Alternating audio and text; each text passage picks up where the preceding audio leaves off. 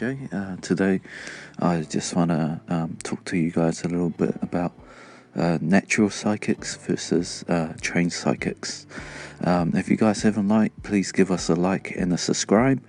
And if you guys haven't seen the other videos, we have some of human psychics versus alien psychics. If you guys would like to check them out, please do so. So let's begin.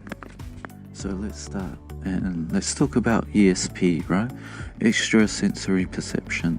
So within our species, the human race, we seem to have a slight degree of psychic abilities and extrasensory perceptions, right? And there's certain categories that classifies them as a natural or trained psychics, right? So begin with the natural psychic. A natural psychic is born with an innate knowing of their natural psychic abilities, right? So everything just comes to them just naturally. They know and they can sense, and they begin to train at a very, very young age, right? So this is inherent in them. It's not only a sense of, it's like a sense of knowing. It's like having all the information given to you, but you don't know where it's coming from, but you just know how to access it. So these are natural psychics. They are drawn to the psychic field at a very young age, and they are able to train and master these skills at a very, very young age. You're talking about, like, if a person who is very psychic walks into a building, even at a 0.001% shift in temperature, they will notice that shift to a very high degree. They have a very, very high sense of sensitivity, and not only that, they feel everything more intensely, right? So this is a natural born psychic. They're able to perceive a lot more when looking at things. They're able to read and sense things on a deeper level. Not only that, they have an inherent knowing about situations, about people, about certain things that are happening that you can't perceive with your naked eyes. So with this type of ability they've been using since they're very young, they've honed it, and they master it, and also it becomes a part of their daily use. So they use it on every occasion. So, like, even though you see them out in the open, they're not just observing, they're reading the situation. They're not just looking at you, they're sensing you, they're watching you, they're observing you, they're watching your energy, they're watching your movements, not even the slightest movement, your slightest shift. They're reading that. They're not just observing, they're feeling what you're feeling. They're picking up on your thoughts. So these are natural born psychics. And another thing about natural born psychics, they're able to train. If they're training, they're able to train to a very high degree of advanced psychic abilities. You're talking about, like, materialization, dematerialization, levitation, telekinesis that's off the charts, psychokinesis that's beyond anything that you know of. Like, these are natural psychics, and when they train, the main difference is when natural psychics train, the differences with natural psychics is they don't get tired. When they're training, they can train 20 hours, 30 hours. They don't get tired. They're more into it. They're more focused. Even after 48 hours of training on the same particular thing, you know what? They're even more motivated to keep training. That's the main difference. The natural psychics, It's within them to train, it's within them to always sense, it's always within them to seek out, test their abilities. Not only that, natural psychics, they gravitate towards psychic phenomenon. They have more advanced skills in psychic abilities. You're talking about reading people not even at the same location, right? They can visualize someone from afar. They can see them, they can sense them, they can feel the other person's motives, right? Not only that, they can biolocate without even calming their mind. When they're switching their mind waves from alpha to beta to gamma to theta, right? They can do it, they can oscillate their brainwave within a few seconds. So they don't need to meditate, they don't need to calm their mind, because it can fluctuate so fast for them that they can have perfect integrated visual sight. So they can be at the location where they visualize and feel and see everything like they were there, okay? So after some time of training, natural psychics, their abilities to get accuracy becomes almost 100%. And they can maintain that level of accuracy throughout each probe. Each probe, every time they sense, every time they're biolocating, every time they need to use their ability, they are spot on. If not 80% to 90% is their hit rate. So you're talking about an accuracy of 80 to 90%, okay? So this is almost impossible to be trained to be at if you're not a natural psychic. It would take years of development to be just at that level. You're talking about training every single day for 18 to 20 hours, right?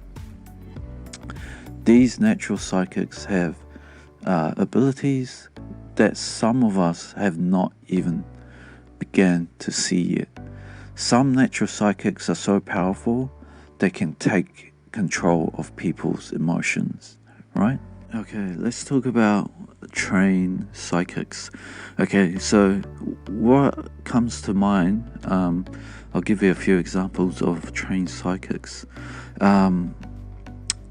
Courtney Brown's team who do CRV, so scientific remote viewing, those will be classed as trained psychics. But within that trained group of psychics, you can see a development gap between the trained ones and natural psychics, right? So within that group that were trained, there were some natural talents within that group that excel, surpass the training that they have received. And it's clear to see some of the remote viewers that were being shown had these type of abilities. Okay, so we're talking about trained psychics. What are the differences between trained psychics and natural psychics? So the trained psychics, it takes time for them to oscillate their brainwaves. So they have to go through certain procedures. For example, if they're going to remote view, doing CRV remote view, they have cooling down periods, right? So they will have to meditate, empty their minds, get focused, blank slate their mind before they can remote view, right? And even when they remote view, they cannot sometimes fully integrate into the visuals. Like they can see what's around them, but only for an instant, like a flash, right? So a split-second flash is what they perceive. Sometimes they do get a full integrated sight, which they can stay at that location much longer until they can release, right? So the differences between that with a natural psychic, they don't need that cool down time. They don't need to meditate. They can send their consciousness to that location at will. And when they get that flash, that imagery of that location, they can hold it as long as they want, right? So whenever they go to the site target, they can integrate fully with the site and decide when to release and come back.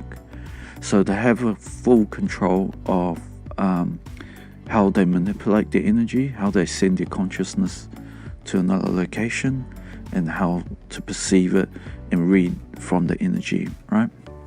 So that's one main difference between natural psychics and trained psychics. And another thing between the psychics are, like, when the trained psychics, when they train, they only allow sporadic training periods, right? So going through their training, they will train in certain skill sets, if it's telekinesis, aerokinesis, telepathy, remote viewing. When they train, they need to have breaks, I guess. Like when they train, they cannot overextend. Like they can have maybe 1, 2, 3, 4 hours of training, then they must stop.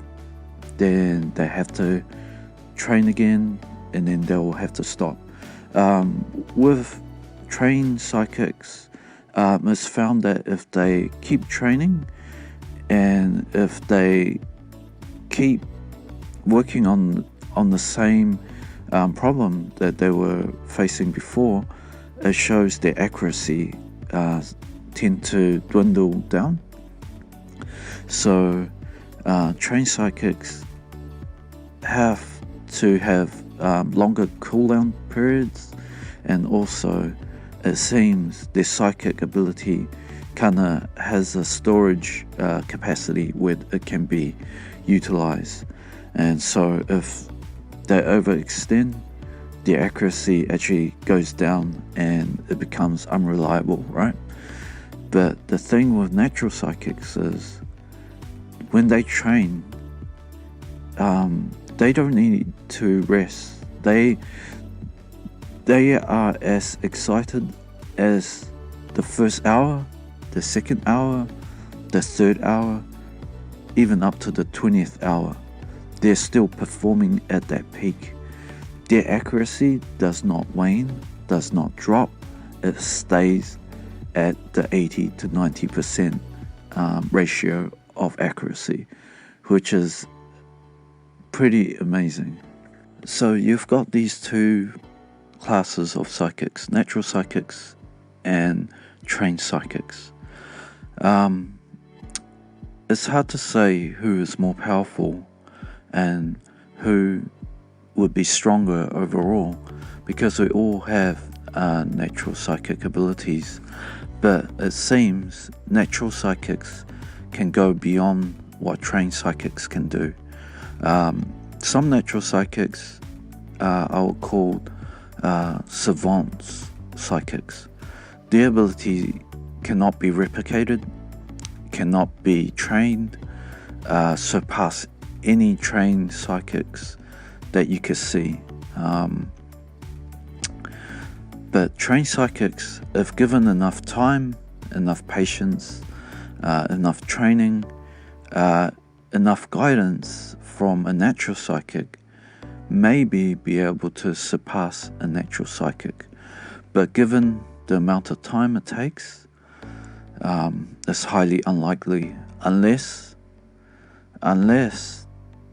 that guy, that girl is a monster, like is a beast, like it trains and trains and trains. But so, like, for the example, right, the natural psychic versus a trained psychic. If you see the two people that I have placed up on the screen, so you have a natural psychic, Yuri, and a trained psychic, Guy Beverly, right?